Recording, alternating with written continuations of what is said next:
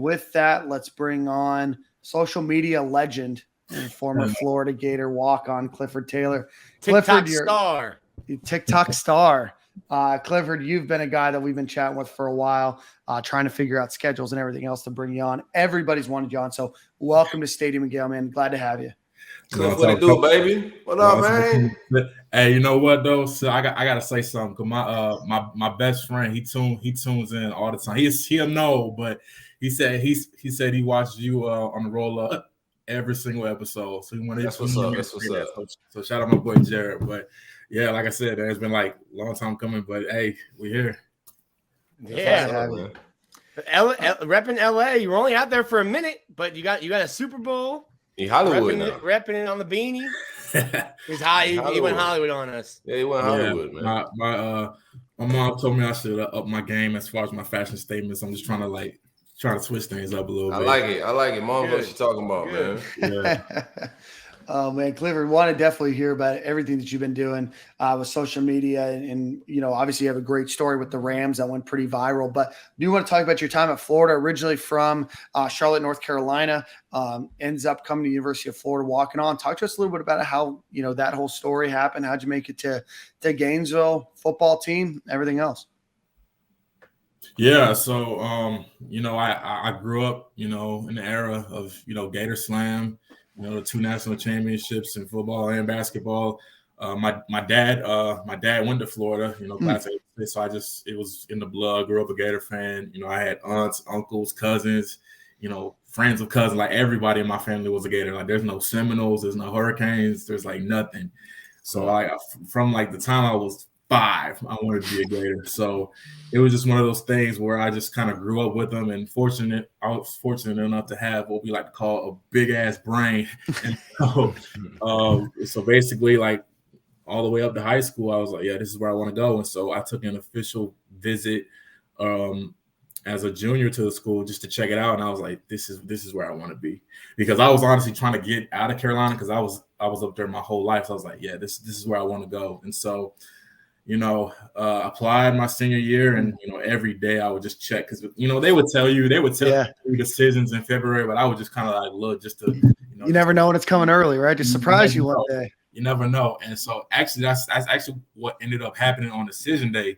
So they were like, the decisions are going to be out at like 6 p.m. and it was senior day for me, so I was just like, I was on edge like all day. And my boy Jared, he texted me like 5:30. He's like, it's out. I'm like, what are you talking about? He's like, your decisions are out. And I'm like, all right, do I wait before the game or after the game? Well, honestly, at that point, I was just like, nah, I need to do this now. So I opened it up, had my eye closed. I looked, called my pops. I'm like, Dad, your boy's a Gator. And so that's how that happened. So immediately I was like, okay, now I got to start figuring about the whole walk-on thing, because I'm going here regardless. Yeah. If I get an offer to go D3 somewhere, I'm talking full ride. That's what I want to ask you, because as me, right, a guy that's been in that position, so you pretty much got to figure out how you chase your dreams at that point, right? Yeah. Do you chase it maybe JUCO D3 in a different way, get re-recruited, or do you walk on at a place like University of Florida? Nick did that was something similar in baseball. What was that decision like? Honestly, I spoke with my dad for like about an hour, just talking about it. He's like, is this really what you want to do? Are you willing to like make this sacrifice just to go to Florida? I'm like, Dad, I was like, I feel like I would be cheating myself if I didn't, go through and just go to Florida.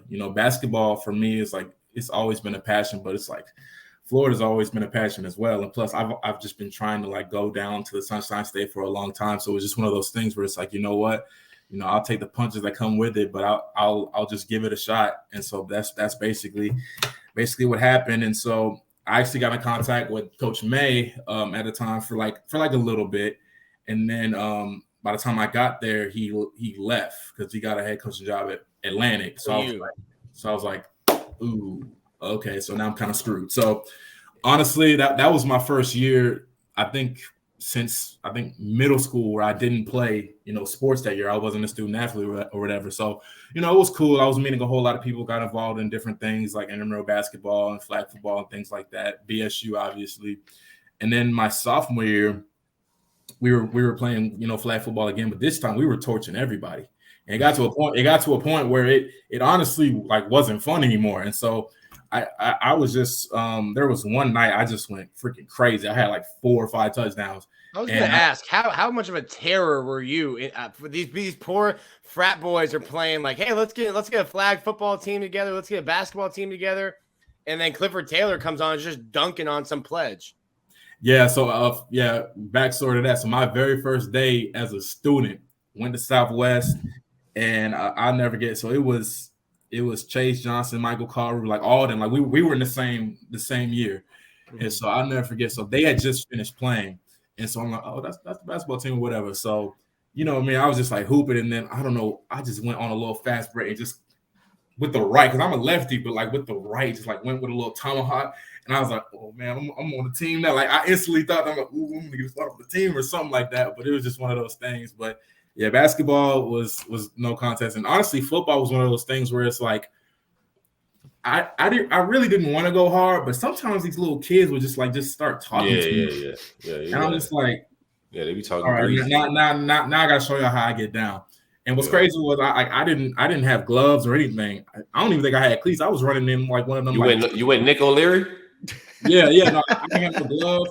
I just played in some like little turf shoes and was calling it. And I was just like just snagging everything. And so kind of going back to that one game. Had like 4 or 5 touchdowns, and one of my good friends now, Robert Clay, who was a DB at the time, he asked me, he was like, you ever thought about walking onto the team? And I was like, what, the Gators? And he was like, yeah. And I was like, nah, honestly, no, I've never thought, like, I've never played football before, like, let alone D1, which is crazy. And so basically he was telling me, like, bro, like, it's worth it. This is the best decision I've ever made. And I was like, all right. So at that moment, I kind of let it go through one ear and out the other.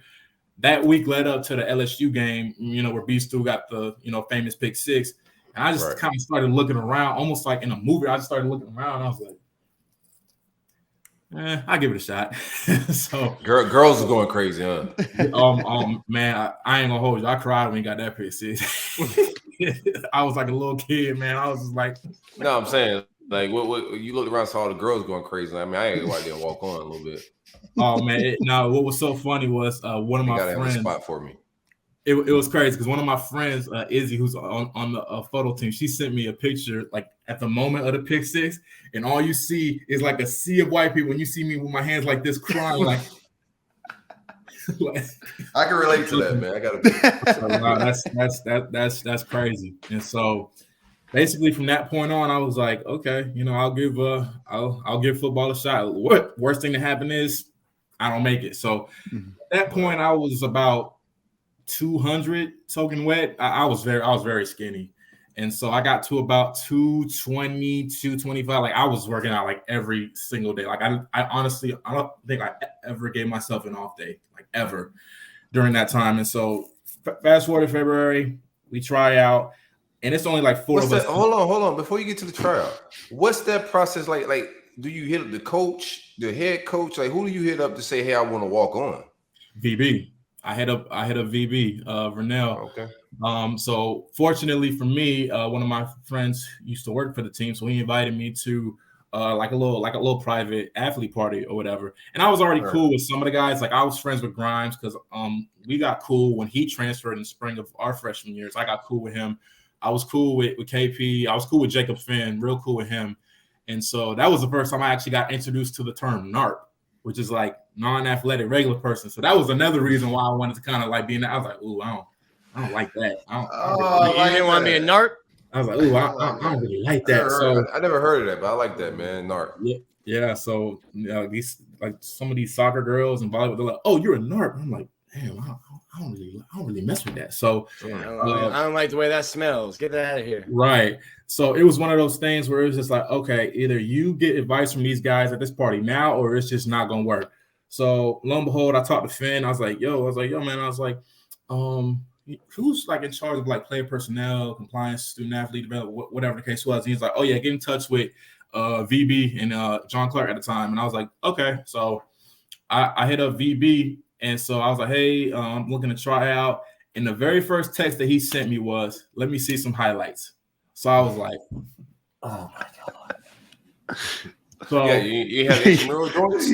So my heart sank when he said that. So I was just like, okay, do I tell this man the truth? And do I like? So I told him, I'm like, I'm gonna be honest, sir. I grew up playing basketball, so I sent him the clips, and lo and behold, he was rocking with him. So he was just like, yeah, I'll get you in touch with our personnel people. And like a day or so later, they called me and saying, like, yeah, like we're gonna have a tryout in February. And this was around November, December. And they're like, yeah, we usually have a tryout in February. And I'm like, oh snap, like perfect. And so, that whole time I'm like just kind of like tweaking. I'm just like, damn, it's like I really got in touch with somebody. Like this could actually happen. That's dope. And so, fast forward a few months, and I had about like 3 or 4 TV appearances up to that point. I mean, literally the Florida State game, you could see me doing the whole infamous like tomahawk and the slant with the throat, and then at the Peach Bowl, it was literally me, my dad, and some of his buddies from school, and I was literally like doing this in the camera, and I was just like, damn, it's like either they know something that I don't, but yeah. So basically that would happen, and then go to February, I go into the facility, and there's only 4 people in there, and I thought it was going to be like at least 40 to 50 deep, and I was like, this is kind of empty, and so I go in there. There's no footballs. It's just straight cones and stuff. And I'm like, what's going on? And so some of the guys had just finished working out. So they were like, yeah, it's the dead period. I'm like, what the hell is the dead period? And they're like, basically it's a period where like you can't work out with a football, so no recruitment, all that good stuff. And I was like, okay. So when JC and them and Coach Oz at the time, he told me that it was going to be like straight agility and conditioning. I'm like, oh, that's perfect. Because, in basketball, you used to it. I'm like, oh, this is gonna be a walk in the park. So, man, for like those 40 to 45 minutes, I just kept my head down. I was just going. I was just moving. And then it got to a point where I was actually trying out working out with some of the pass to be a DN, and I'm like, damn, I didn't do none of this. But I was like, you know what? I'll give it a shot. And so tryout ends, and literally at the end of it, JC was like, yeah, we'll call you guys and let you know if you make it or not. So I'm like, all right, cool. So literally as I go to my car, he tells me, he's like, look, we would love to have you, but, and I'm like, oh my God, there's a but. And he's like, the schedule kills you. And I'm like, what you mean my schedule kills me? And he's like, time we have spring ball is the time you have class. And I'm like, oh, so what that means is like, does that mean I don't make it? He's like, no, that doesn't mean you don't make it. You just got to wait until June. And I'm like, June? I'm like, y'all don't forget me in June. And I'm like, so I'm like, okay. So I was happy but disappointed at the same time. And my mom and dad were trying to console me. And I'm like, y'all don't understand, y'all. Like, I don't think this is happening now. Like, it's time for me now. So sure enough, and one of my buddies who actually made it at the time, Mike Weir, who was trying out for DB, turned out to be a running back. So he was sending like Snapchats in the locker room and just be like, God is good, it's great. Just kind of sitting back here, and I'm like, this is not fun. This is not fun for me. And so obviously March goes by, April, and so that's when summer A starts in May. I don't hear nothing. June 15th, nothing. I'll never forget the day, June 21st. Like I literally came back from Southwest, about to go to sleep, and John Clark calls me, and he's like, "Hey, is this Clifford?" I'm like, yeah. And he's like, you ready? We got some tests and stuff for you to do. And I'm like, oh yeah. So literally went to the facility. It's Freddie Swain in there, Felipe in there, Schuler, like all them just chilling in there. I'm like, damn. I'm like, did they, Cliff, just to interrupt you real quick, did they tell you like how to work out or like what to work out, or did they just said, well, reach out to you in June? Reach out to you in June. But I just back to my old stuff, just working out again every single day. And so went in the facility, it's like everybody in there. And so I'm just like, damn, I'm really about to be these dudes' teammates. And so basically did all the tests, and then next thing I know, I bump into Coach Savage, and Coach Savage is like, what's up, big guy? And he's like, you ready to try it? And I'm like, oh yes, sir. So I had no idea what I was getting into, but from that point on, your boy was a Gator. So that's what's up. What was oh, go ahead, Nick. What was that you talk a little bit about that? Like, you know, all these guys, is it starstruck? Is it kind of like I arrived? What's going through your head that first time seeing them in the locker room, or maybe even that first practice, first workout session?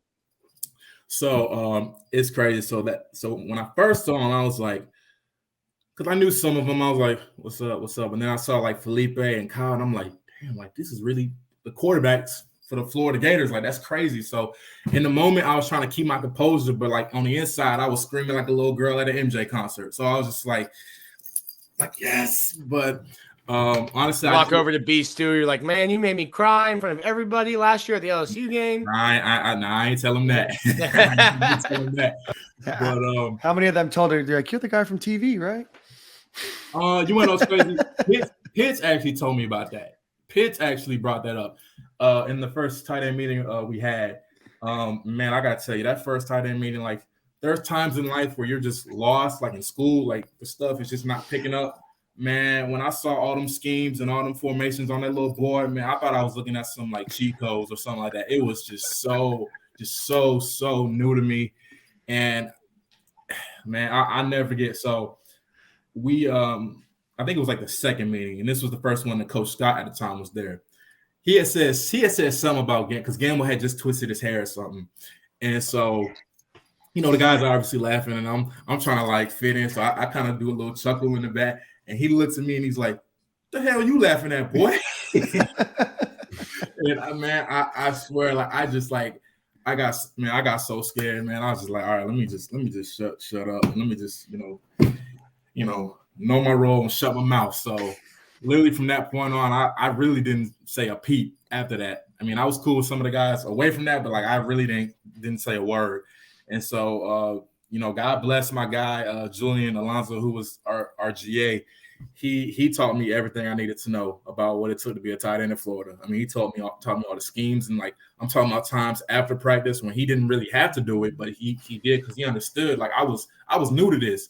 And so that just goes to show you that Gator Ties, they run deep, because, I don't know how it is at other programs. Like they would just be like, yeah, we ain't got time to do all this. But like he really took time out of his day to help me. So like I always sing his praises for that. And I'll never have anything ever bad to say about him, Coach Scott, Coach Brew, none of them.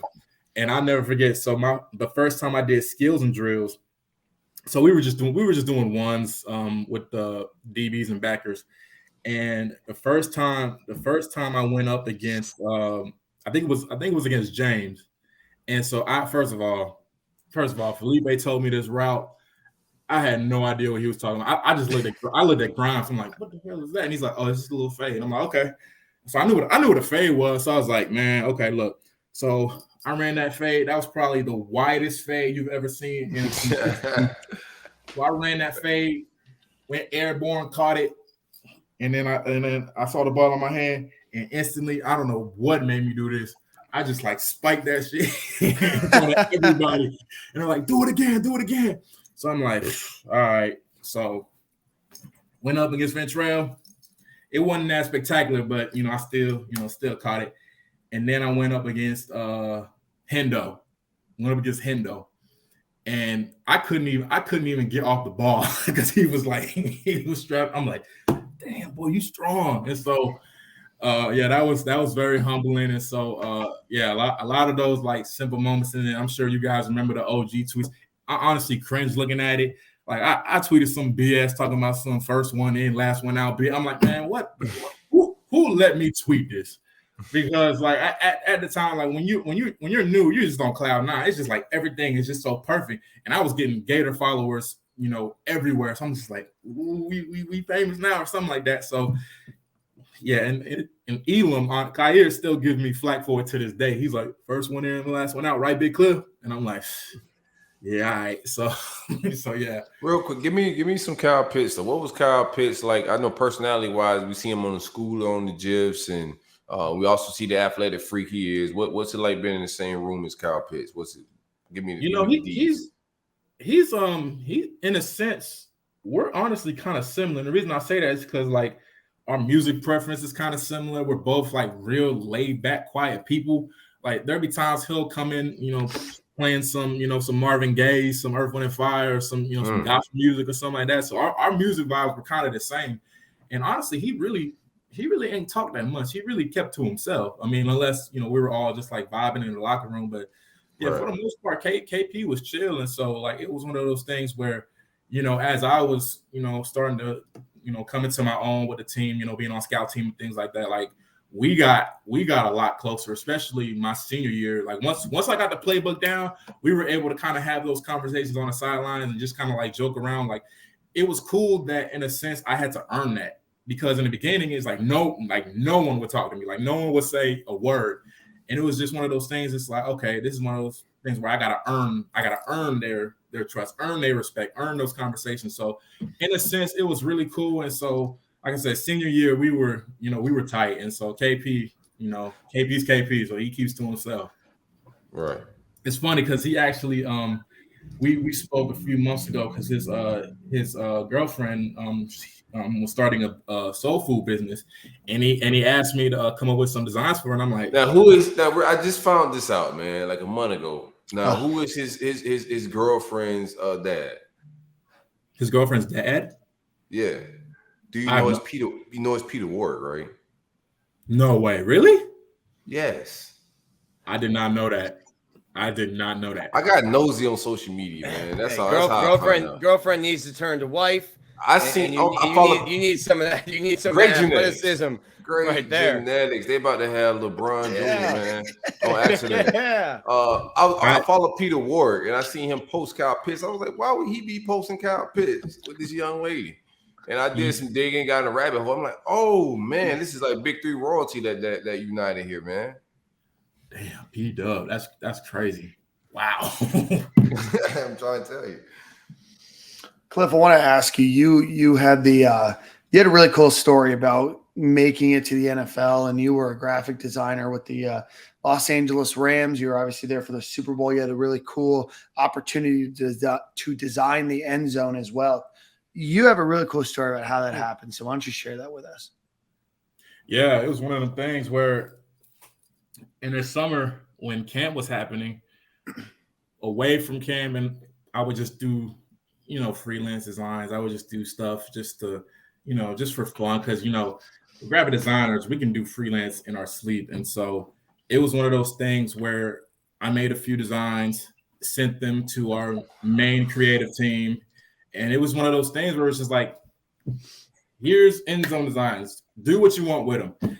I didn't think that they were going to do anything with them. So it was one of those things that just came and went. And so I made like 4 or 5 ideations. And so game one happens. So I pull up to the stadium, and literally the first thing I noticed is like everyone kept like looking at me and like staring at me. And I'm like, why is everyone staring at me? And so I walked to get a view of the field, and I'm like I dropped my bag, like I was in just shut. I'm like, damn. I was like, they really used it. And so I was tripping to the point where I had to pull out my laptop. I was just like, ain't this? You're like, is this one mine? And I was like, damn, that's crazy.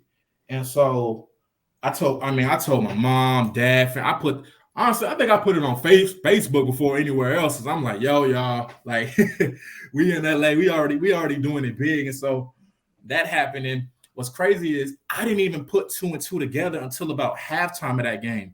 When Van scored first, I wasn't even thinking about it. I was just like, hey, Rams probably gonna win this game. So I checked my phone, it's halftime. I'm like, damn, it's like everybody is picking this up. And so it was just one of those things where it's like, I gotta make some sort of like creative, like inspirational video about this. Not for me, but more rather people that keep asking me like, what's it like working in sports? What's it like working for the Rams or just a professional sports team? And I'm like, let me just do something. So literally grabbed all my stuff together, got all my videos together, and just made magic. And the next thing I know, Bleacher picked it up, Sports Center picked it up, Sunday Night Football picked it up. It was everywhere. So it was honestly cool to see, even Gators football picked it up. So I was like, it was kind of cool to see, like, just sort of away from the football aspect, but the creative aspect of my life, just kind of being introduced to the world. So that was a really,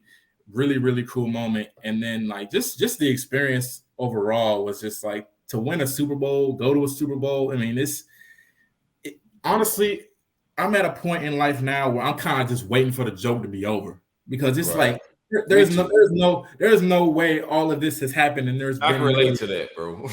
There's been no like bumpy roads or anything. I mean, well, I guess there were a few, but like still like one that's like detrimental, I guess. You're like, am I on the Truman Show? Like I've seen this movie, I've seen this Jim Carrey. Am I Jim Carrey in my own show right now? Like when am I gonna figure that out? Right. That go ahead, Nick.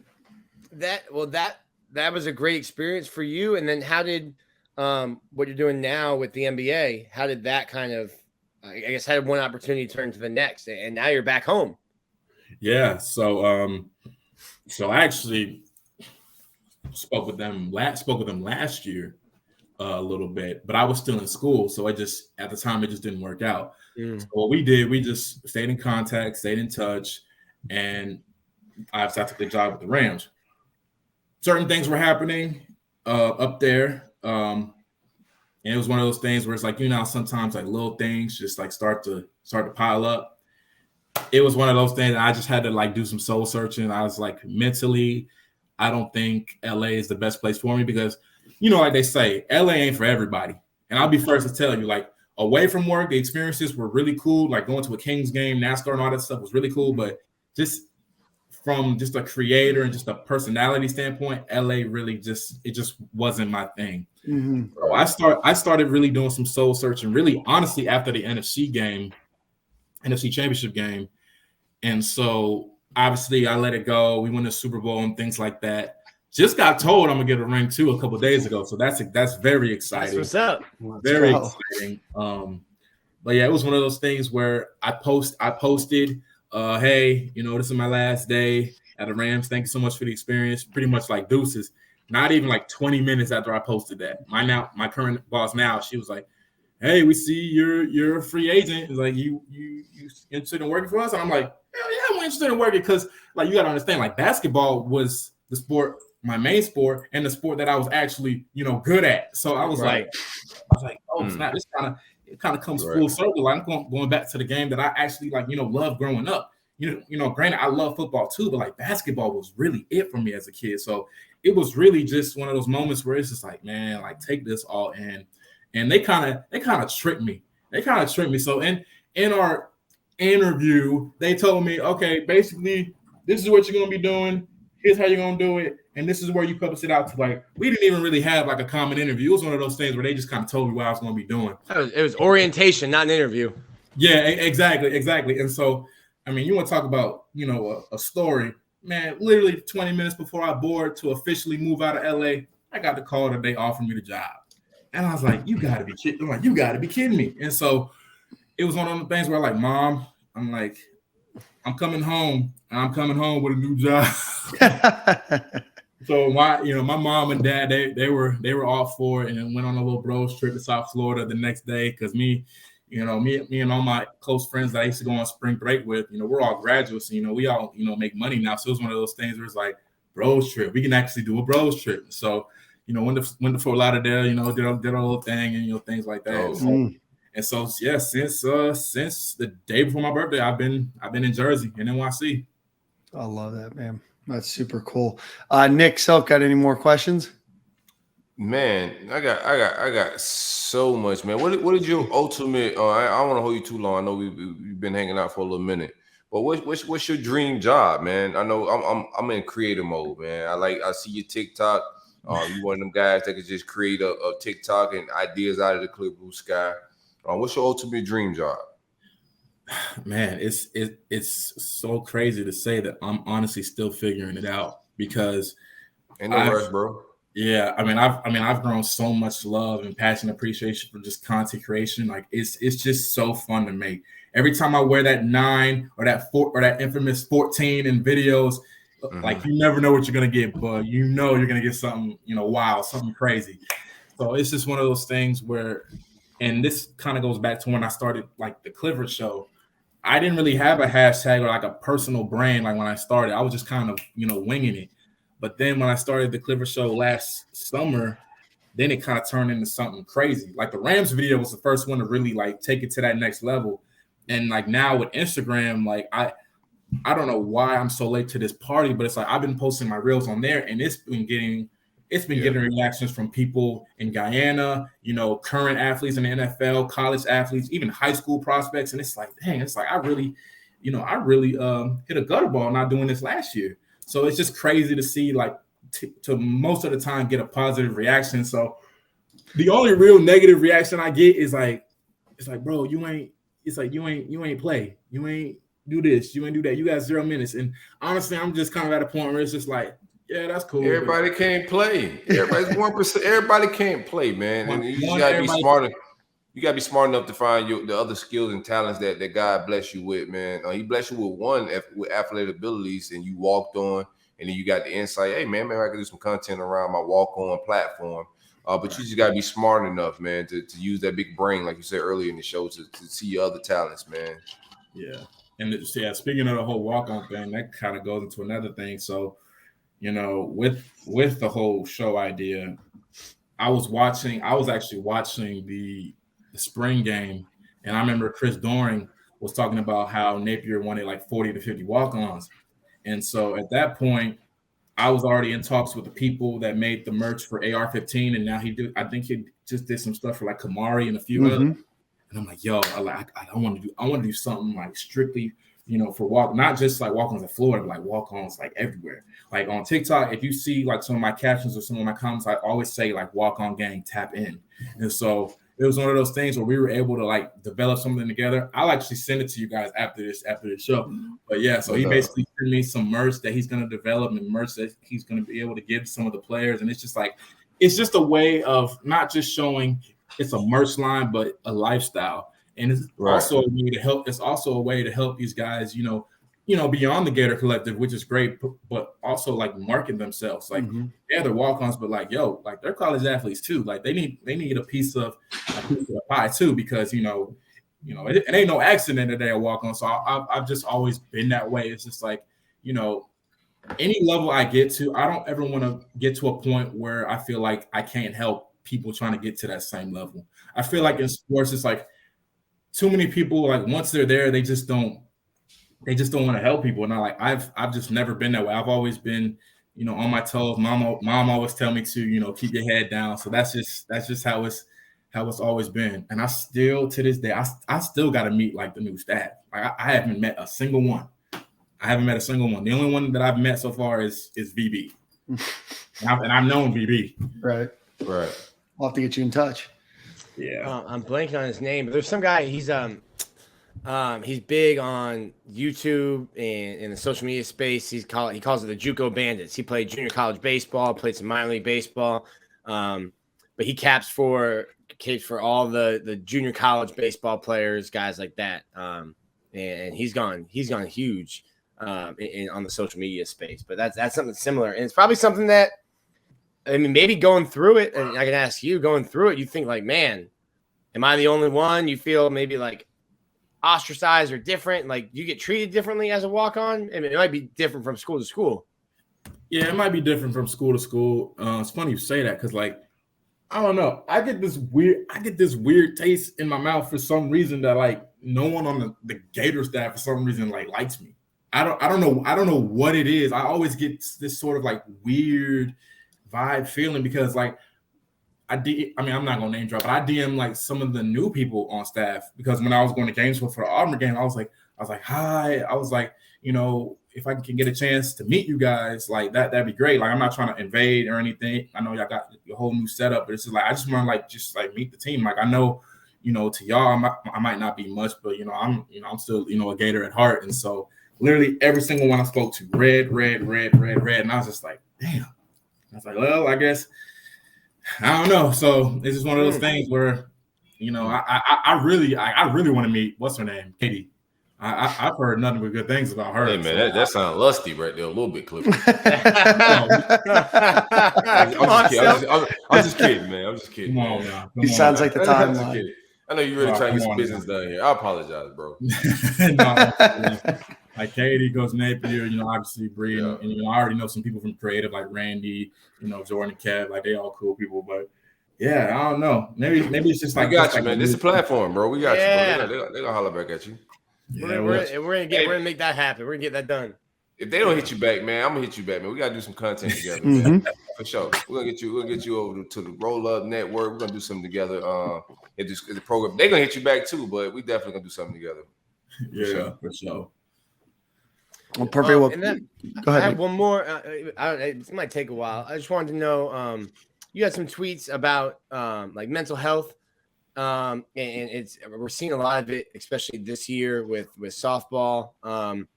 Just wanted to ask, because from the outside, and you were on the outside looking in, you're looking at these football players, and man, they've got it made. There's nothing wrong. They're on TV, all this stuff. I just wanted to see if you wanted to talk about just like the mental health aspect of everything that's put on your plate as a college athlete, or even just as a young professional, and how you deal with it, how maybe it's impacted you in some ways that you handle it. Yeah. So from the football aspect, it really honestly didn't hit me as much because I know the whole school and being an athlete thing, it's hard. Like it's very hard. But honestly, like that's sort of what I used to do sometimes, like in meditation. Sometimes I would just like sit and just figure out like, okay, instead of over stressing about handling both, how am I going to handle it? Instead of just like panicking about it, how am I going to handle it? So I would just honestly create like a schedule for myself based on what I had to do for football and what I had to do for class. And I pretty much stuck with that schedule, for 2 years. And, of course, once I had a girlfriend in senior year, obviously it kind of shifted a little bit, but for the most part, I was able to kind of like, stay in that lane. And so it really, I've always had some sort of like deals with like mental health and depression and all that stuff, but man, it really did not hit until I was about to leave for LA. Like, I think like a year and a month ago around this time, like I remember I went out one day with some buddies, and I don't know, I just like had a whole just like mental like meltdown. So I went home, and like I was just like just writing like just how I felt, and I felt in a sense imposter syndrome, because that is a real thing. And at that point, I was just like, am I built to go to LA? Am I meant for all of this, social media stuff? Am I meant to, be out here as a creator and as a voice and things like that? So like you question a lot of those things. And it got to the point where, like, to be honest with you, like there were times where I almost took myself out, and especially like in LA, and kind of going back to some of those things where like little things start to add up. There were times where I just didn't feel like a part of the team. I'll give some examples. I'm not there anymore now, so I'll give some examples. So, for example, when we had like a new space in the Rams building, everyone had credentials, everyone had desks, everyone had monitor, everyone had like the usual stuff, right? Except me. And so you go to the NC Championship game, everyone has their normal, their normal spots, in the stadium, except me. They had me in sort of like this almost cubicle type of thing, where first of all, my job is watching the game live, and so I had to pretty much watch through hearing the crowd and watching on a TV screen. So like that was one of those moments where I just didn't feel like anything. Like I remember I told my boss after that game, I was like, I don't mean to be a Debbie Downer, but I was like, I don't know if I should be happy or pissed off right now. Like I really don't.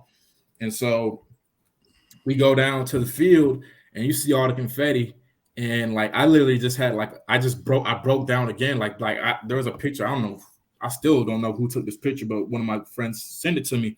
There's like a picture of me like just kind of like holding my phone, and like I was like in tears, and I was just calling my mom and my dad. I was like I'm getting out of here. There's no way I'm staying here.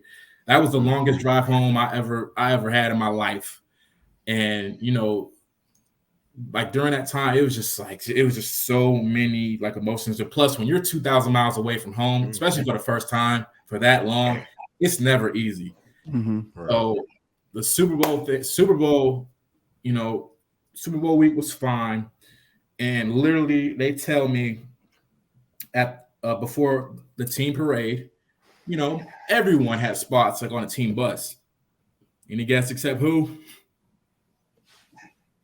So it was just one of those things. I'm like, you can't make it up. Like, listen, I know the way I got into the world of sports is very uncommon compared to everyone else who managed to have a major in sports management and things like that. And so I've always kind of had that chip on my shoulder in that essence. And so like literally that whole parade, everyone's on the bus, they're getting content and doing their stuff too. But I'm just kind of sitting here ground level, just watching the champagne and just pour on me. I'm just like, and so after the parade was over, so I go behind the bus because I was just trying to like upload some stuff, and I saw people that did not even work for the Rams, people that didn't even work for the Rams taking pictures with the Lombardi Trophy like it was a prop or something like that. It was just like no big deal, and I'm like, oh snap! Like let me get a picture with it. So lo and behold, I go over there, and them higher powers. I'm not even gonna name drop because it ain't even worth my breath. But they cover it up with a blanket, and I'm like, yo, it's like everyone else is taking pictures with it. So I'm like, whatever. Maybe I'm tripping. So go in the little studio, do what I need to do. 30 minutes later, people are still taking pictures. And so I go back, and I'm like, okay, let me try this one more time. So me and my friend, we walk up, same thing, cover up with a blanket. And so that was one of those things. Yeah, okay. I was like, that did it for me.